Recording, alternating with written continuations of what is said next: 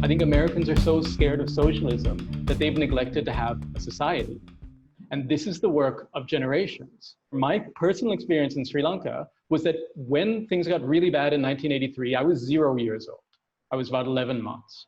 And for that war and that cycle of conflict to end took 30 years, essentially my entire lifetime. And I should clarify, the war ended, the conflict is still in many ways here. One of the things, though, is the level of corruption now in the US. Lobbying, corporate interests, incredible sort of special interest groups.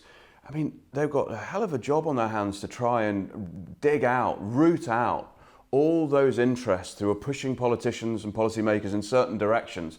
I mean, where do you begin with that? So you're talking about like their traditional sorts of corruption. Trump has taken it to another level, right? Like even our guys would never launder money for a hotel with their own name on it. Like this is just next level corruption. And places like the New York Times or whatever, I make fun of them because they use it in one editorial, but they generally don't use the word corruption. It's like corruption is for brown people or for black people or for Slavic people, right? Which word do they use? So they'll say norms are being violated, or like essentially like this is unusual. And it's like, no, that's just corruption. Like we know what that is. There's a good word for it. And like when they report about Africa or other countries, they use corruption in every article, even if it's somewhat unrelated. But for them, it's just a list of like things which keep happening. And you're like, no, this is one story. It's just corruption. And I think what a lot of people don't realize is you see that the CDC is like screwed up. Every American institution is like that.